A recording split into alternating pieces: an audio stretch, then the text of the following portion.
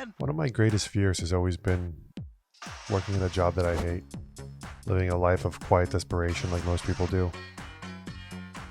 It's so easy to equate your wealth to your self-worth, and a lot of times people end up selling their soul in order to just have money that at the end of the day makes them empty.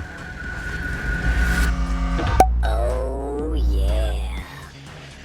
Well, life all comes down to a few moments. Second question, how should we view money from a spiritual perspective?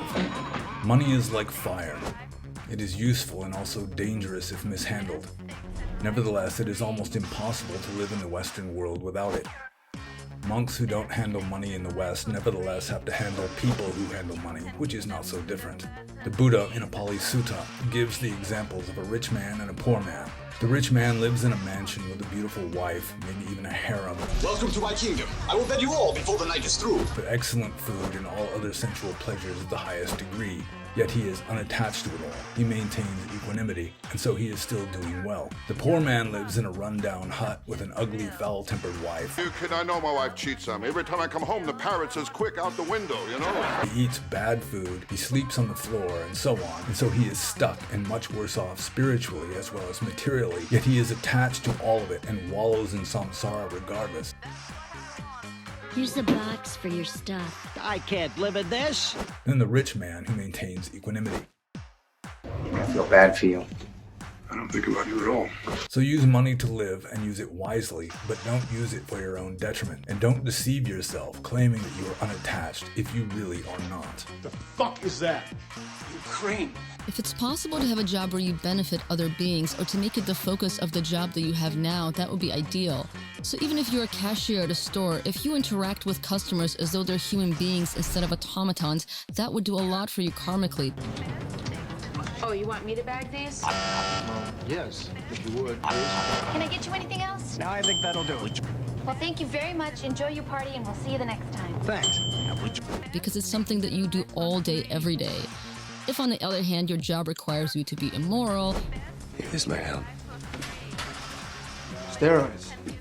Yeah, you gotta keep it down. or if you're generating patience and anger at work all of the time, you're gonna have to pay for that karmically, no matter how much you need your job to survive. Because we spend so much of our time working, it would be really good if we could tune into the energy that we generate, because it does a lot for us karmically, whether positively or negatively. The context, let me tell you, the context is mighty clear. June 22 is the date of this email. Boy, that Timberwolf was one shitty deal. How much of that shitty deal did you sell to your clients after June 22, 2007?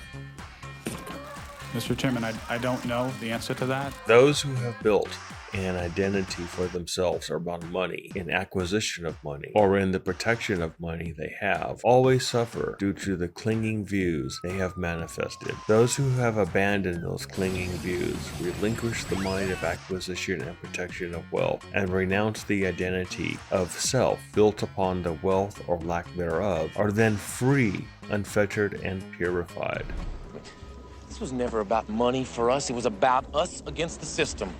That system that kills the human spirit. We stand for something. To those dead souls inching along the freeways in their metal coffins, we show them that the human spirit is still alive. I've spoken about this on my own channel, whether people realize it or not. Language structures inherent to our own culture draw us into a kind of dualistic mindscape. We tend to think in terms of either or. Only one of these sides must be true. Thus, people see a question as unresolvable or a fight of good against bad. Some people may say this is paradox, but the reality is there are no paradoxes here for us to hang on to. The dualism between money and spirituality is one such notion. Both are driven by the unconscious reverie and beliefs that the individual was raised or imparted with, typically before they could reason it out. In my experience, many who are driven by wealth and status and power are completely unable to enjoy it. They suffer from the same psychological malaise the lingering dissatisfaction that the rest of humanity also suffers from. Yet, the self-righteous Dharma burnout It allows me to just go deeper with my visualizations, and it allows me to like perform on like a whole nother level to where I like can shapeshift into different creatures and really pull out this alienistic existence inside of me. Yeah, probably just another crutch. So, living in poverty, doing nothing in life, and making virtue of it. Both these sides are being lived. If mindfulness is anything, it is understanding this phenomena in you. There is no paradox here. We all know that having more money and time than less is qualitatively better. Being mindful, living an insightful life, and doing a little good along the way also makes life qualitatively better. So why not both? Look at yourself and ask, why do I have these values? What am I hiding here, really? You know it's true. What I'm looking for. Someone like you to open up the door.